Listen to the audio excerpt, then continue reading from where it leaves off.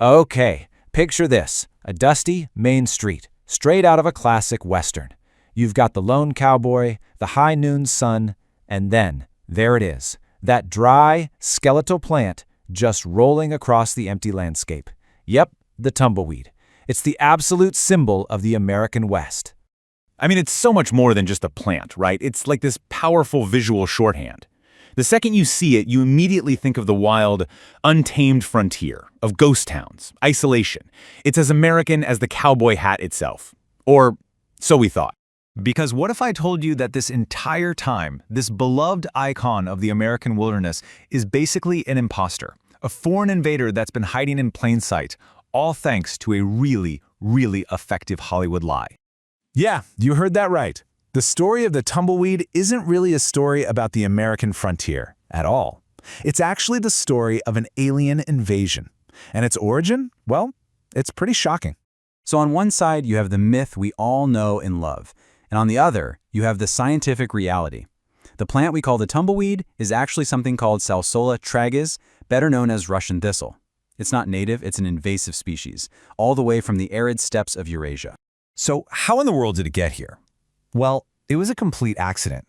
Turns out it hitched a ride to America around 1873, hiding out as a contaminant in a shipment of flaxseed from Russia that landed in South Dakota. And once it was here, well, with no natural predators and with the brand new railway system to help it along, it just spread like wildfire. In just 20 years, it had pretty much conquered the Great Plains. And this thing didn't just survive in its new home. It was practically built for it. Its biology makes it the perfect superweed.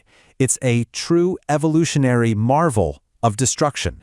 First off, its ability to reproduce is just insane. Get this, a single Russian thistle plant can crank out up to 200,000 seeds in just one season. 200,000! That incredible number alone is a huge reason for its rapid takeover. And here's its real stroke of genius, the thing that gives it its name. As the plant dies, it dries out, and this special layer at the bottom of the stem gets really weak. Then snap, it just breaks right off from its root. The wind catches that round shape, and boom, it becomes this unstoppable seed dispersal machine, rolling for miles and basically planting a new generation with every single bounce. But wait, there's more. It has a whole bunch of other survival superpowers. It uses this super efficient process called C4 photosynthesis, which lets it thrive in the crazy heat and sun of the West. It's got a deep taproot that can find water when everything else is in a drought, and it can handle salty soil that kills off a lot of native plants. It's basically designed to outcompete everything around it.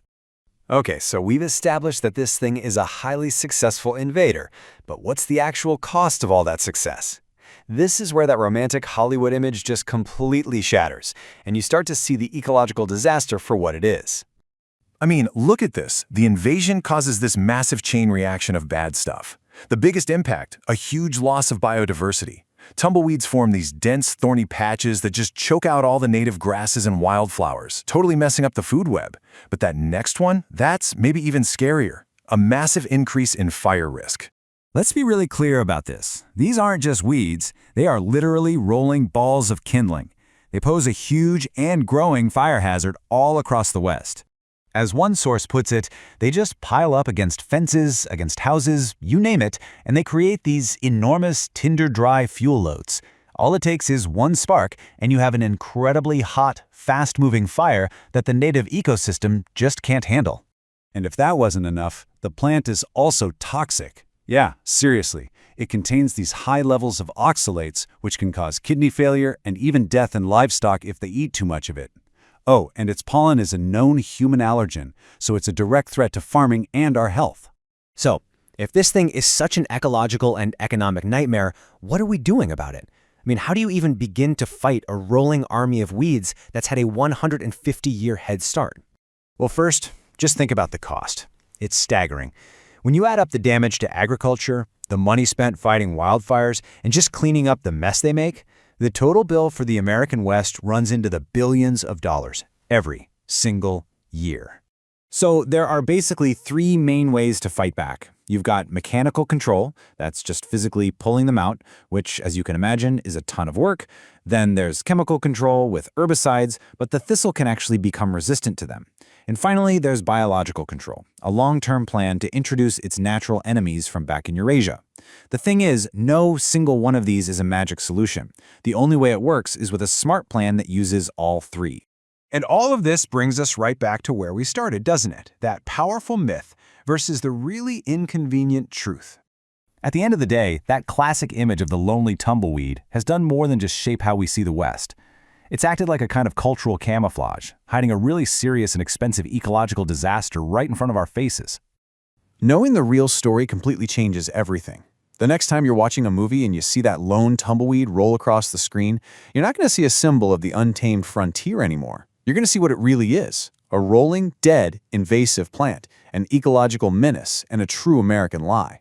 So the real question is, now that you know, can you ever watch a Western the same way again?